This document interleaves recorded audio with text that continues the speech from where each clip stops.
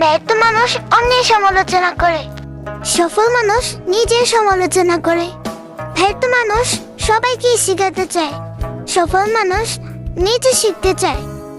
ব্যর্থ মানুষ সবসময় নেগেটিভ চিন্তা করে, সফল মানুষ সবসময় পজিটিভ চিন্তা করে। ব্যর্থ মানুষের ধৈর্য একেবারে কম, সফল মানুষের ধৈর্যই তার একমাত্র পুঁজি। ব্যর্থ মানুষরা অন্যের সফলতায় খুশি হতে পারে না, সফল মানুষ অন্যের সফলতায় নিজেকে খুঁজে পায়।